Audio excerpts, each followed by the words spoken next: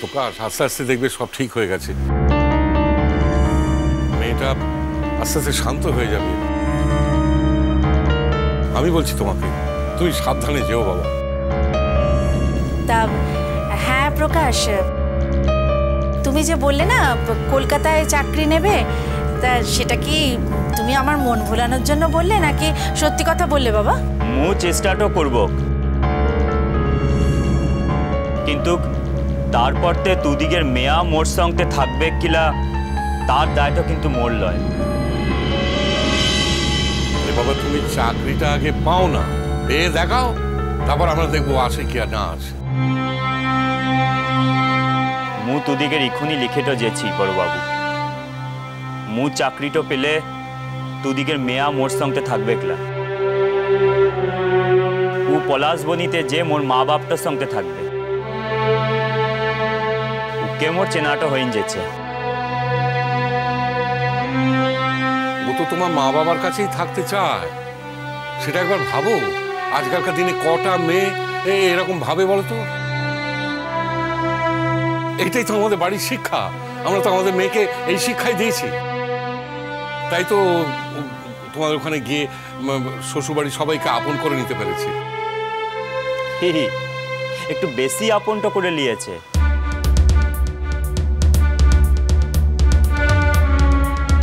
ইত্তটাও মু পছন্দটা করিকলা। কি বললে তুমি? তোমার বাবা মাকে ও আপন করে নিয়েছে, তোমার সেটা পছন্দ হচ্ছে না? মু তো সি কথাটা বলিলাই মেজো বাবু। ও মোর বাপ মার সঙ্গে সঙ্গে ও পাড়ার লোকগুলানকে আপনটা করে নিয়েছে। একটু মাছ আনলে ওয়াদিকে লা দিয়ে খায়লা। মোর তো আর অত পয়সাটো লাই,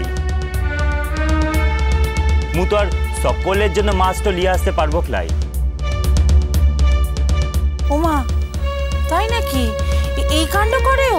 সুধা কেনে, সুধা তুদিকের মেয়াটাকে একটু বুঝা কেনে মেজমা। দেখ ইত্যদিন যেমন তেমন, এখন তো মোদিকের ঘর থেকে একটু সন্তান আসতেটা চলেছে, উয়ার কথাটাও তো ভাবতেটা হবে। উয়ার ভবিষ্যতে লিগে মোদিকের কলকাতা শহরটাতে আসতেটা হবে।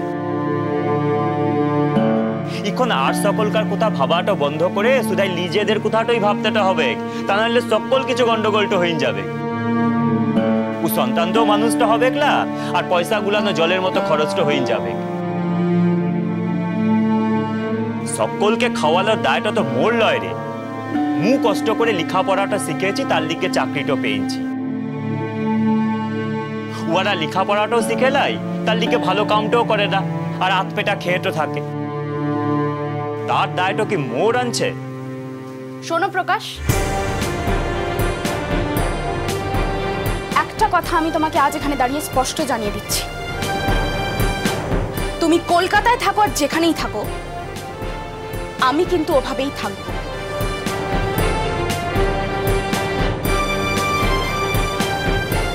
আর ওই একটা মাছ আমি কিন্তু সবাইকে দিয়ে তারপরেই খাবো। তোমার মতো বেঈমান বলেই তুমি আজ অব্দি ওরা কি করেছে সেসব কিছুই দেখতে পাওনি। সারাটা জীবন তো নিজে কি করে গেছো, নিজে কি দিয়ে গেছো সেটাই মাথায় আছে, সেটাই শুধু দেখে গেছো। ঠিক আছে, এরপর থেকে পলাশবনির লোকজনেদের পেছনে তোমার টাকা আমি কিছুতেই খরচা করবো না। লেখাপড়া তো তুমি শুধু একাই শেখোনি, আমিও শিখেছি। আর সেজন্যই প্রয়োজনে আমি সেটুকু রোজগার ঠিক করে নিতে পারবো। এনিওয়েজ, অনেক তো হয়েছে, এবার যাও প্লিজ, লিভ।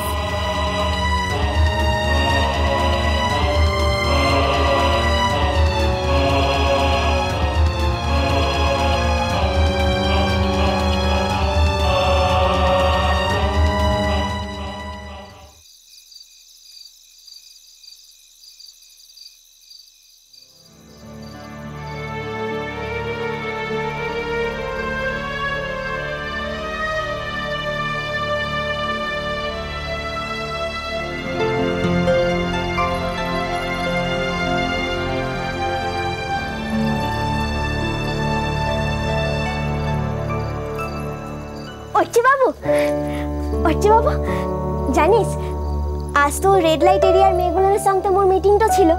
ওদিকে পুনর্বাসনের লিগে মোর একটা কামটা করছি, আর ও মেয়েগুলোর মুখে একটু উপহারটা দিয়েছে।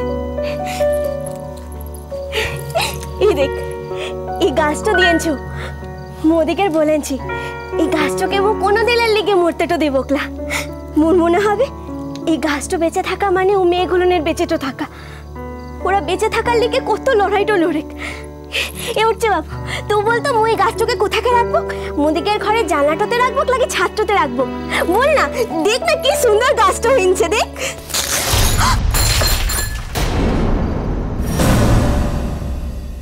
বল না, দেখ না কি সুন্দর গাছটা হয়েছে, দেখ।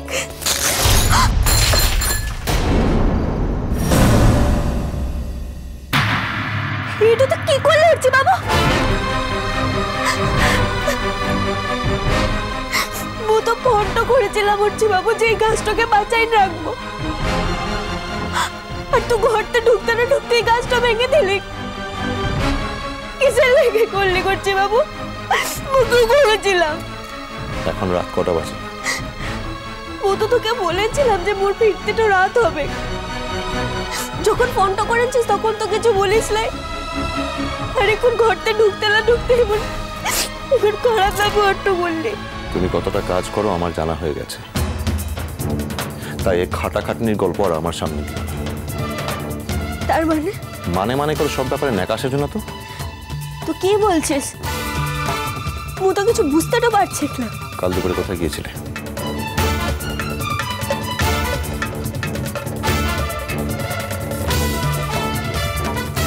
কাল দুপুরবেলা গল্প করতে করতে অফিস আওয়ারে কোথায় যাচ্ছিলে তুমি?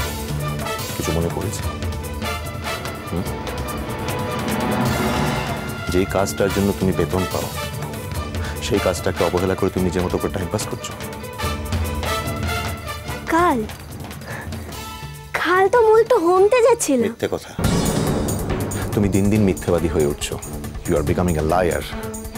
আমি তোমাকে অন্ধের মতো বিশ্বাস করি, আর আমি তোমাকে এরকম ভাবে বিশ্বাস করি বলে তুমি আমাকে এরকম ভাবে ঠকাতে পারছো।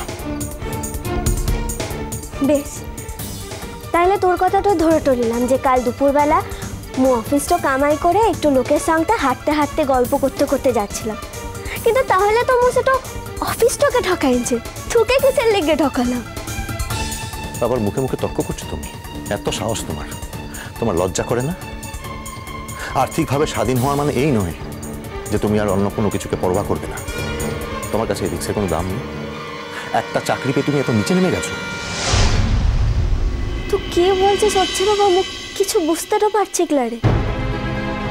কাল যখন ও হোমটোতে যাচ্ছিলাম না তখন পার্কিং জোনটা দৌড়তে ছিল, তার লিগে হেঁটে হেঁটে ও পার্কিং জোনটাতে যাচ্ছিল। কিন্তু তার সঙ্গে এই কথার মানেটা কি বল? সঙ্গে কে ছিল? দিবাকর বাবু। তোমার অফিস থেকে কি কোনো নিয়ম করে দিয়েছে নাকি যে তোমার ওই দিবাকর খোঁজ ছাড়া তুমি একা কোনো কাজে যেতে পারবে না? ঠিক করছে বাবু, মোরা তো জয়েন্ট সেক্রেটারি তো আনছি, মোদিকে একই বিষয়ে কাম তো করতে হয়। আর মো যদি দিবাকর বাবুর সঙ্গে কোনো কামের ব্যাপারতে বাহারতে জেন থাকি তাহলে অসুবিধাটা কে আনছে? বাহারে জগৎটাতে পান দিয়েছি, অফিসের কাম তো করছি, তাহলে তো মোকে মেলা পুরুষের সঙ্গে কাম তো করতে হবে। আর তুই তো খুব ভালো করে জানিস মোদিকে জগৎটাতে এই কাম করার ক্ষেত্রে মেয়েদের থেকে পুরুষদের সংখ্যাটা মেলা বেশি। আর তুই একটু কথা দেখ, মোর কামের জগৎটাতে যদি পুরুষের সংখ্যাটা বেশি হয় এটা মোর দোষটা কি আনছে বল? কারোর সঙ্গে কাজ করাটা কোনো দোষের কথা নয় বাহার। দোষের কথা হলো কাজের অজুহাত দিয়ে অকাজ করাটা। কোনটা অকাজ করেছি? তুমি যেটা করছো সেটা অকাজ। একজন সহকর্মীর সঙ্গে সবসময় প্রফেশনাল রিলেশন থাকে, এই নয় যে এত কম সময়ের মধ্যে দু একদিনের মধ্যে তার সঙ্গে হাসাহাসি করে হাসি ঠাট্টা করে খুশ গল্প করার মতো সম্পর্ক গড়ে উঠবে, যদি না কোনো মেয়ে তার নিজের আত্মসম্মানটুকু বজায় রাখতে জানে। মিষ্টি কুটুম মিষ্টি কুটুম মিষ্টি কুটুম।